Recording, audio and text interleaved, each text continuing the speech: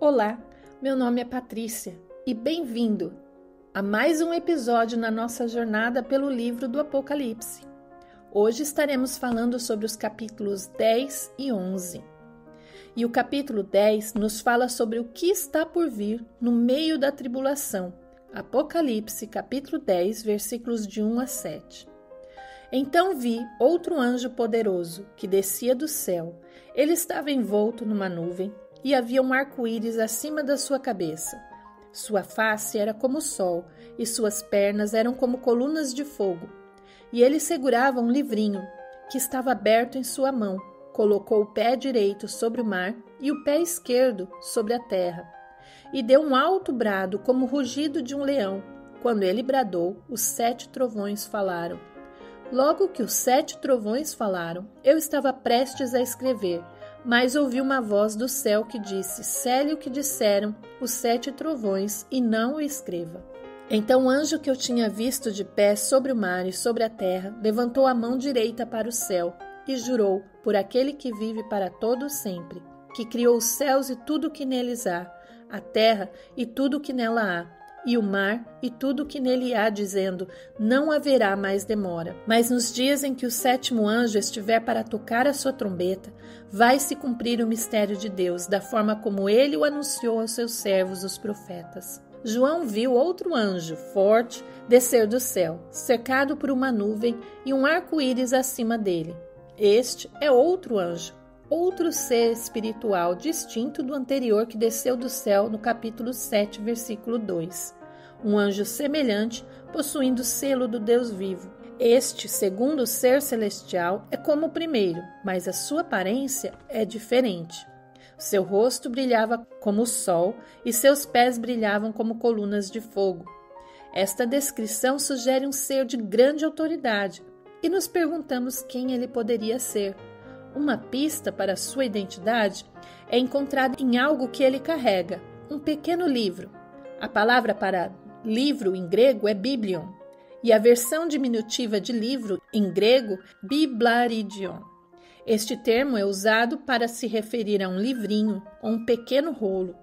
Então João diz que este anjo carregava um pequeno rolo, algo menor que o tamanho de um rolo normal.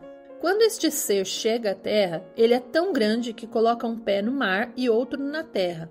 Então ele gritou com uma voz tão alta e poderosa que João só pôde compará-la ao som do rugido de um leão. Você sabia que o rugido de um leão pode atingir até 114 decibéis e que pode ser ouvido até 8 quilômetros de distância? Geralmente, o som de uma conversa normal gira em torno de 50 a 60 decibéis. O som de uma moto geralmente é em torno de 100 decibéis e já é um pouco alto. O som da sirene de ambulância é de 120 decibéis. E a decolagem de um avião a jato é de 140 decibéis. Então, por aí, nós já imaginamos a altura que foi ouvir esta voz. Então, em resposta a este som, o reino celestial respondeu com 7 vozes de trovão.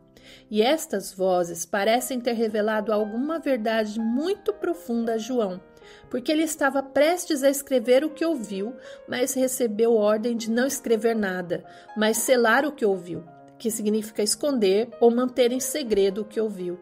Que cena estranha em todos os seus detalhes, e nos perguntamos o que tudo isso significa. A cena é estranha e, em grande parte, incompreensível, a menos que olhemos para um outro livro da Bíblia, Daniel, capítulo 12. Ali também encontramos um anjo forte que aparece de maneira semelhante, perto da terra e da água. E naquele momento o profeta Daniel também é instruído a selar coisas a serem reveladas no futuro. Daniel, capítulo 12, versículos de 1 a 9. Naquela ocasião, Miguel, o grande príncipe que protege o seu povo, se levantará. Haverá um tempo de angústia tal como nunca houve desde o início das nações e até então.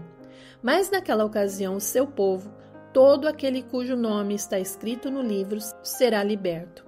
Multidões que dormem no pó da terra acordarão, uns para a vida eterna, outros para a vergonha, para o desprezo eterno.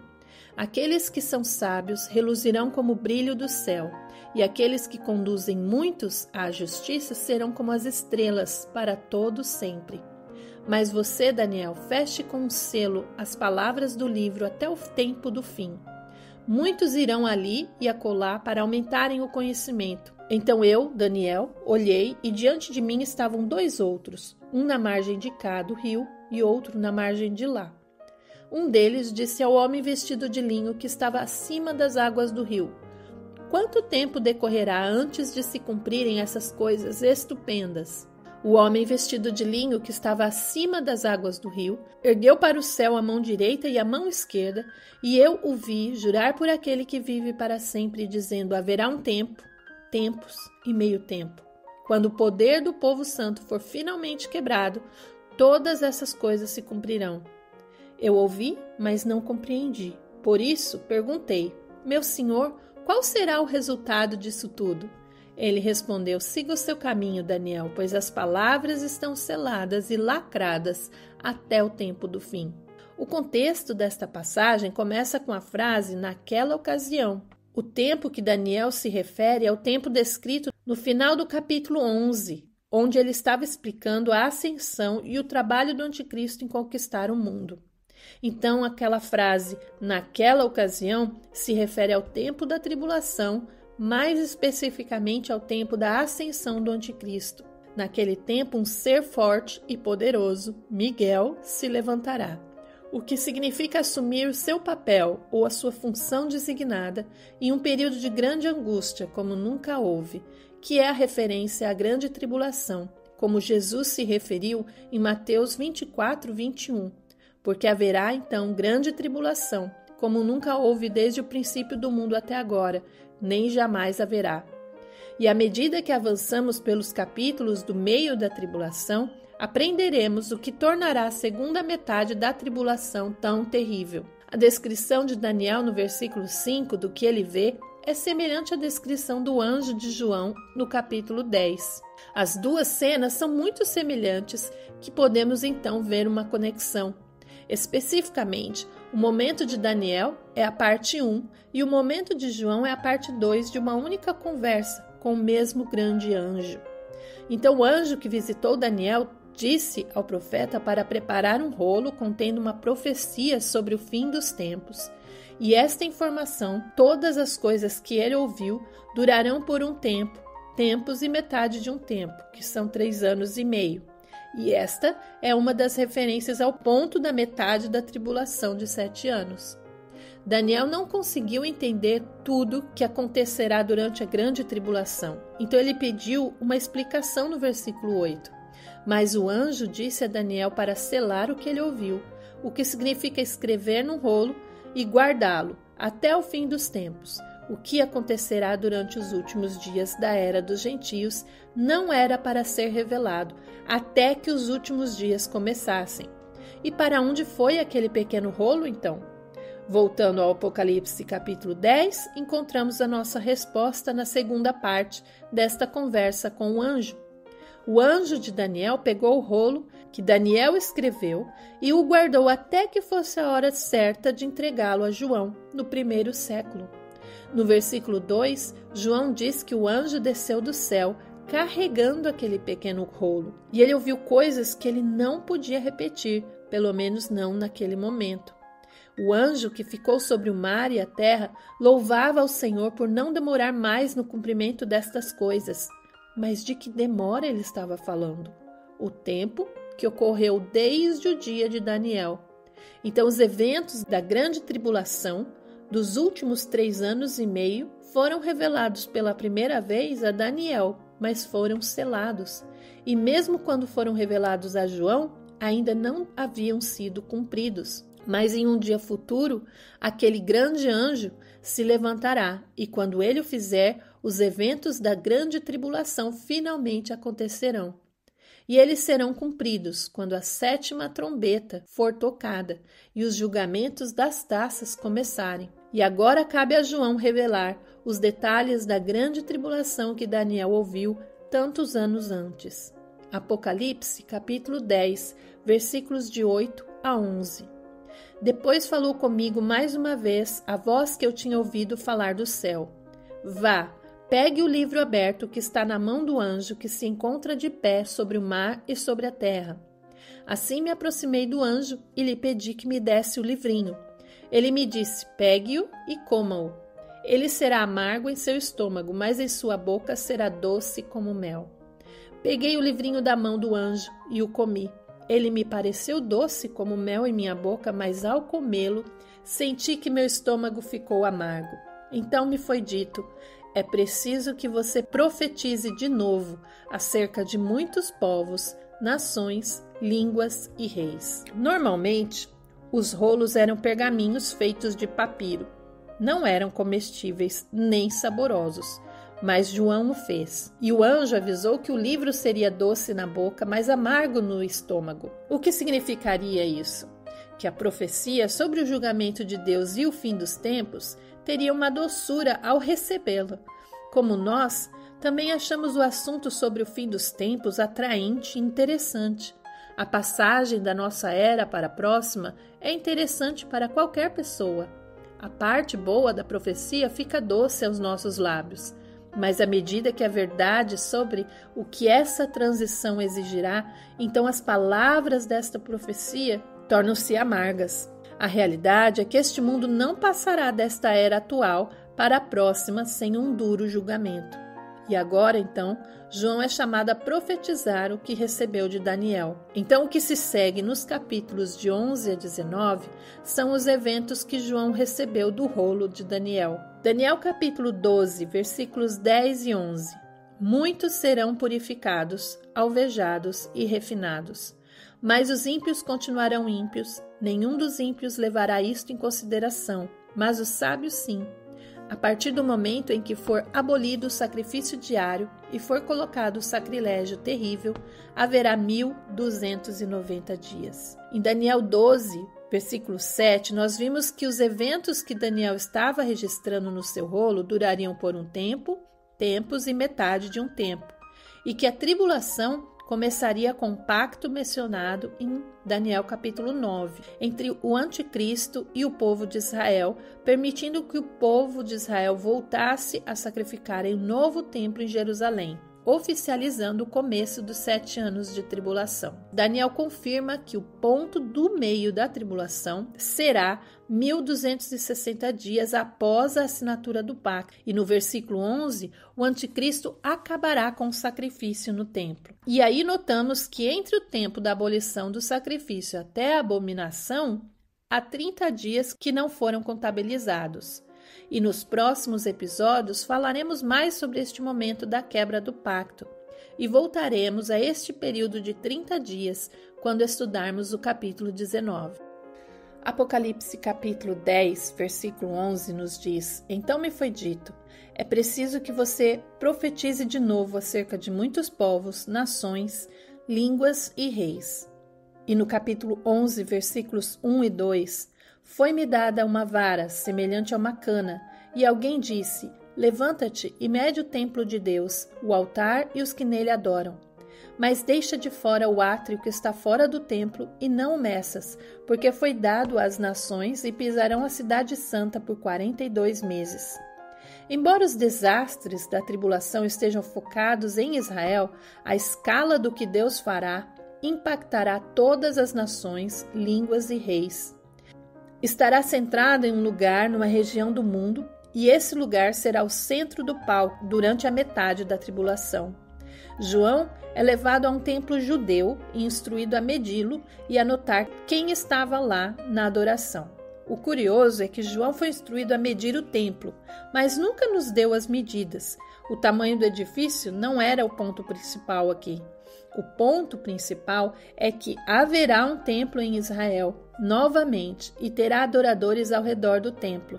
Quando João escreveu esta visão, provavelmente já havia se passado 20 anos depois que os romanos haviam destruído o templo de Israel. E até então, este templo não foi reconstruído. Imagine a emoção que João teve ao medir um templo judeu. Lembrava-se muito bem da destruição do templo em Israel em 70 depois de Cristo pelos romanos. E até hoje este templo ainda não foi reconstruído.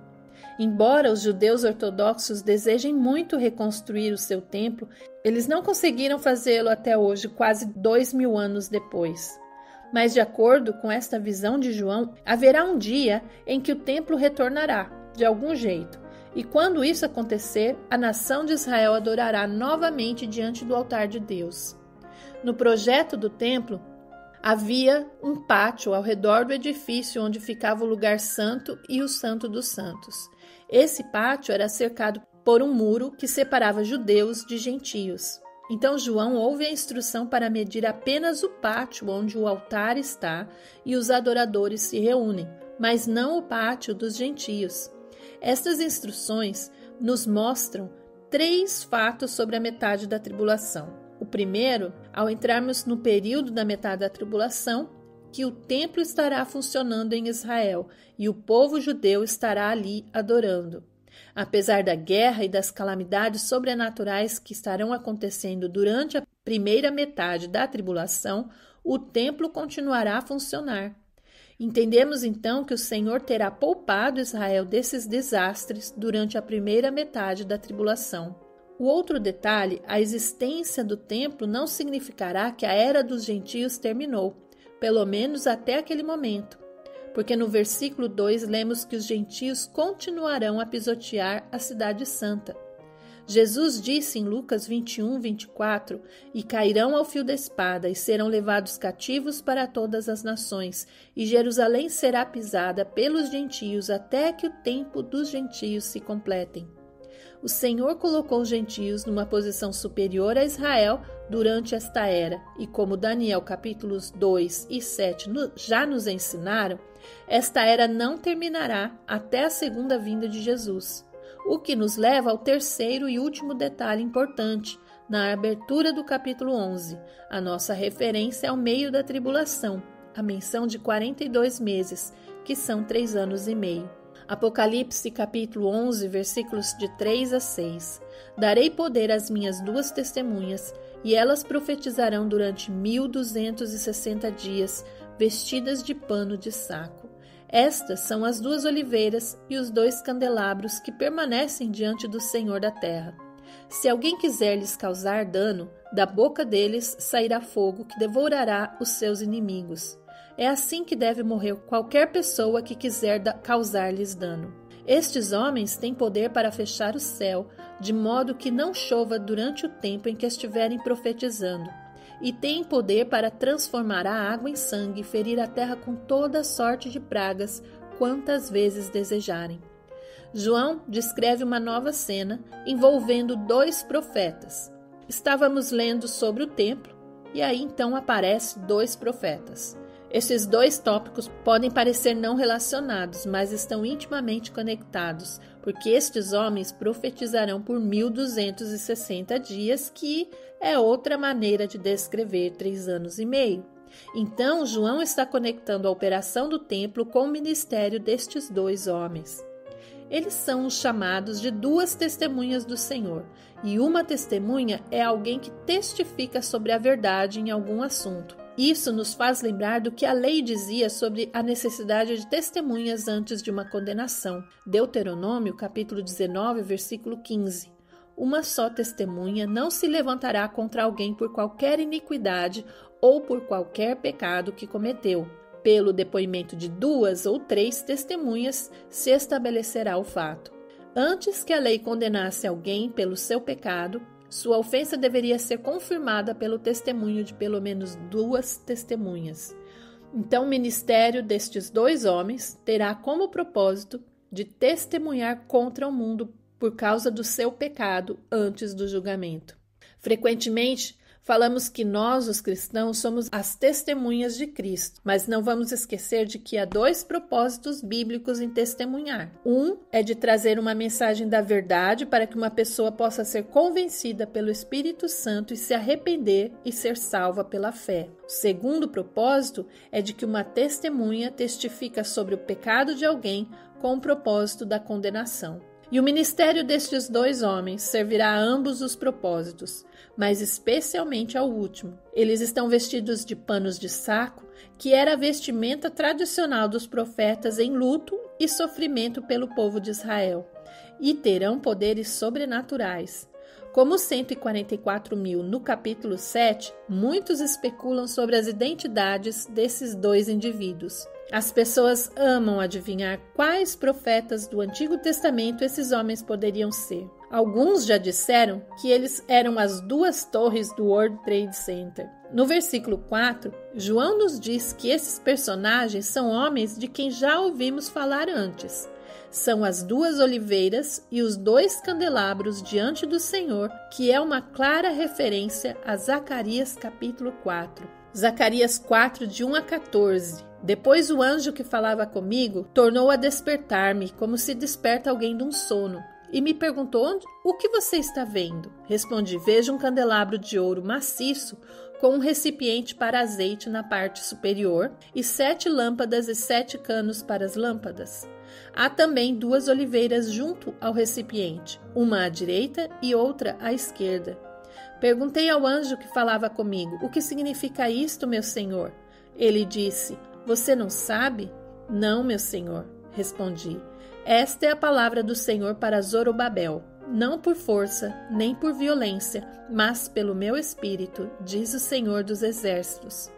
Quem você pensa que é, ó montanha majestosa? Diante de Zorobabel você se tornará uma planície. Ele colocará a pedra principal aos gritos de Deus abençoe, Deus abençoe. Então o Senhor me falou: as mãos de Zorobabel colocaram os fundamentos deste templo. Suas mãos também o terminarão. Assim saberão que o Senhor dos Exércitos me enviou a vocês. Pois aqueles que desprezaram o dia das pequenas coisas terão grande alegria ao verem a pedra principal nas mãos de Zorobabel. Então ele me disse: estas 7 lâmpadas são os olhos do Senhor que sondam toda a terra. A seguir, perguntei ao anjo: o que significam estas 2 oliveiras à direita e à esquerda do candelabro? E perguntei também: o que significam estes 2 ramos de oliveira ao lado dos 2 tubos de ouro que derramam azeite dourado? Ele disse: você não sabe? Não, meu senhor, respondi. Então ele me disse: são os 2 homens que foram ungidos para servir ao soberano de toda a terra. Zacarias foi um profeta que viveu após Daniel e Ezequiel escreverem os seus livros, e ele aborda assuntos semelhantes. O livro de Zacarias foi escrito para aqueles exilados de Israel que retornaram à terra de Israel após os 70 anos de exílio. Então, quando eles voltaram, eles não tinham um templo, pois havia sido destruído pela Babilônia, e este segundo templo levou 49 anos para ser reconstruído. Então o livro de Zacarias é sobre o Senhor restaurando as fortunas de Israel, enquanto julga as nações ao redor do povo de Israel que se aproveitaram dele. O Senhor então assegurou a Israel que o seu servo Zorobabel teria sucesso em reconstruir o templo, e esta realização seria feita não pela força do homem, mas pelo Espírito de Deus. O templo que Zorobabel construiu eventualmente se tornou o Templo de Herodes, uma das maiores estruturas do mundo, e ficava no topo de uma planície. Zacarias perguntou sobre os candelabros e as oliveiras que estavam um de cada lado. E o Senhor disse a Zacarias que estes são os 2 ungidos. Mas a frase em hebraico literalmente diz os 2 filhos do óleo que estão ao lado do Senhor de toda a terra. Esta frase significa que o ministério deles terá impacto mundial, conectado de alguma forma ao templo. E estes homens têm uma proteção sobrenatural que impedirá os seus inimigos de prejudicá-los. Eles podem fazer fogo sair de suas bocas para devorar um inimigo que tente prejudicá-los. Mas por que esses homens seriam tão odiados que precisariam desta defesa? O próximo versículo explica o porquê. Eles também têm o poder de tornar a vida na terra completamente miserável a todos. Eles poderão impedir que a chuva caia na terra durante o tempo do seu ministério e transformar água em sangue e atingir a terra com todas as pragas quantas vezes desejarem. Agora entendemos por que os habitantes do planeta vão querer prejudicá-los, mas por 3 anos e meio o Senhor os protegerá de quaisquer danos. Não sabemos o que eles estavam dizendo especificamente, mas como o Senhor os chama de testemunhas, não é difícil adivinhar. Provavelmente estarão declarando que o fim está chegando e que os julgamentos que o mundo está experimentando é uma prévia do fim. Em certo sentido, estes homens serão como os narradores dos desastres naturais que estarão acontecendo na Terra naquela época.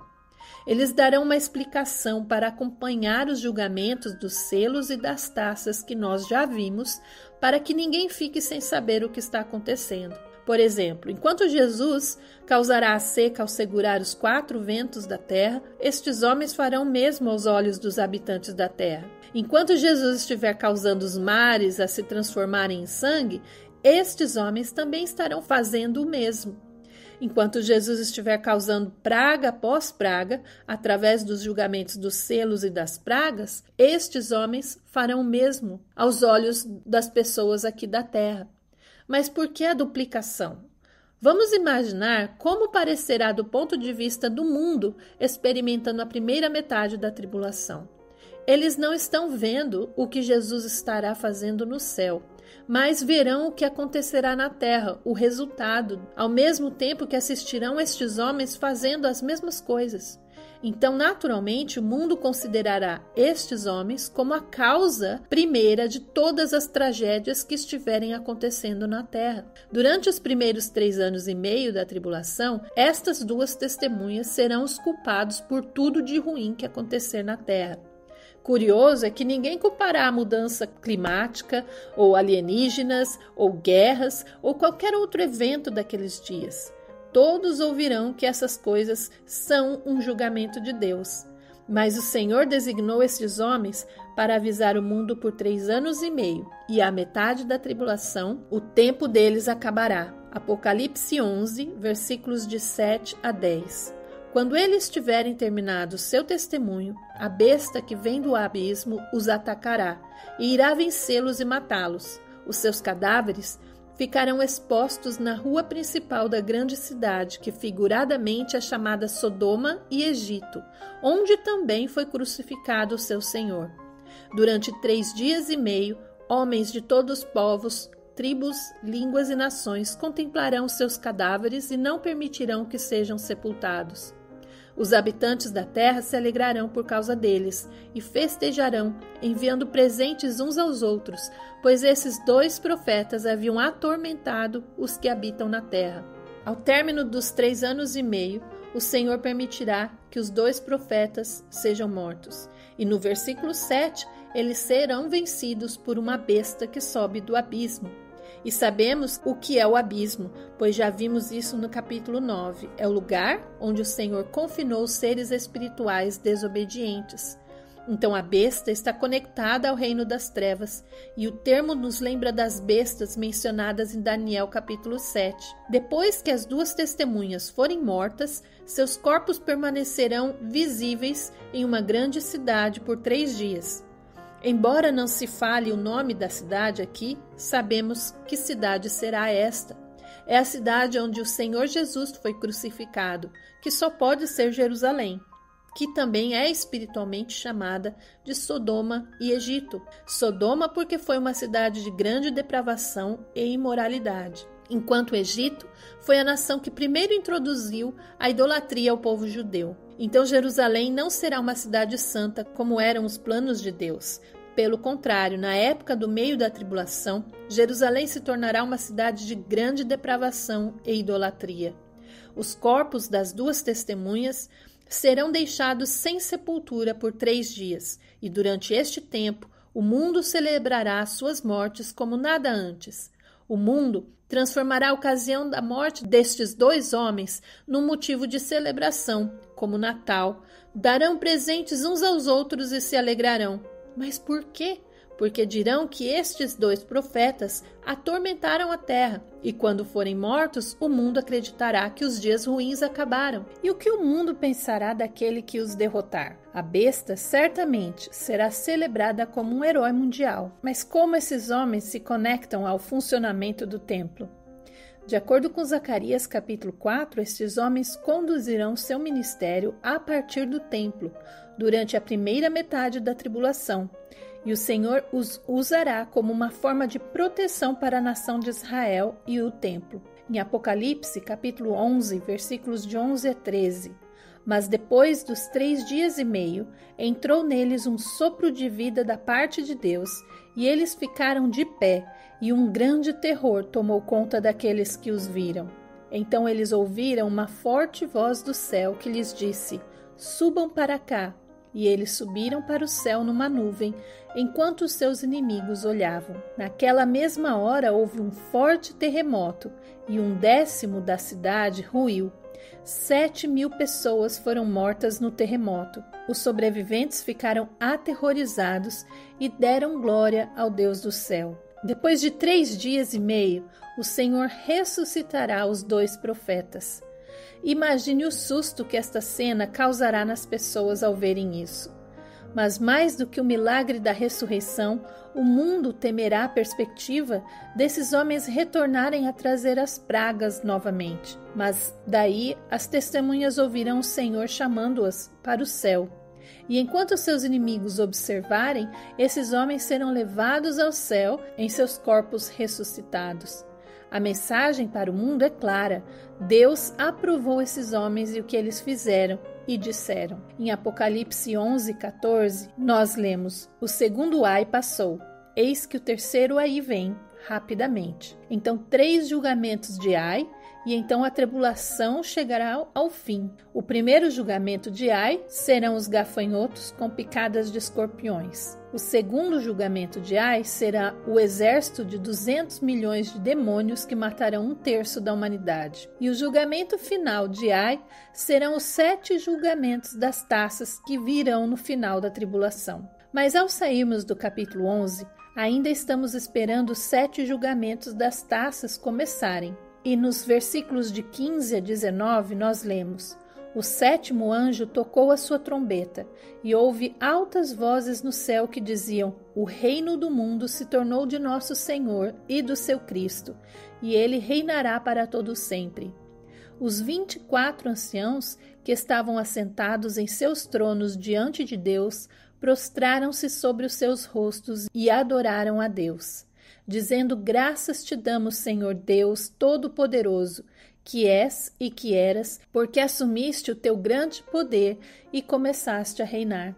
As nações se iraram, e chegou a tua ira. Chegou o tempo de julgares os mortos e de recompensares os teus servos, os profetas, os teus santos e os que temem o teu nome, tanto pequenos como grandes, e de destruir os que destroem a terra. Então foi aberto o santuário de Deus no céu, e ali foi vista a arca da sua aliança. Houve relâmpagos, vozes, trovões, um terremoto e um grande temporal de granizo. Então, ao som da 7ª trombeta, haverá vozes no céu declarando que o mundo se tornou do nosso Senhor e do seu Cristo. E com essa proclamação, os anciãos cairão de rosto em terra para adorar a Deus por cumprir as suas promessas. E nos versículos 18 e 19, os anciãos começaram a contar a história da fidelidade do Senhor às suas promessas, recontando os eventos da tribulação. As nações se enfureceram contra Deus, e então a ira de Deus veio, o que é uma referência aos julgamentos das taças. E depois disso será o momento de julgar os mortos e recompensar os cristãos. E o templo no céu será aberto, e a arca naquele templo celestial aparecerá junto com sinais de relâmpagos, vozes, trovões, terremotos e granizo. A cena geral no final do capítulo 11 servirá como uma prévia para onde a história está seguindo, mas ainda não chegou. E, na verdade, veremos esta prévia uma segunda vez no capítulo 15, o capítulo que nos levará para fora dos capítulos sobre o meio da tribulação. Mas os julgamentos das taças estão chegando, sem dúvida, e quando vierem, serão seguidos rapidamente pelo retorno do Senhor e pelos eventos seguintes, levando ao reino. E é aí que voltaremos no próximo episódio. Um grande abraço, que Deus os abençoe. Até o próximo.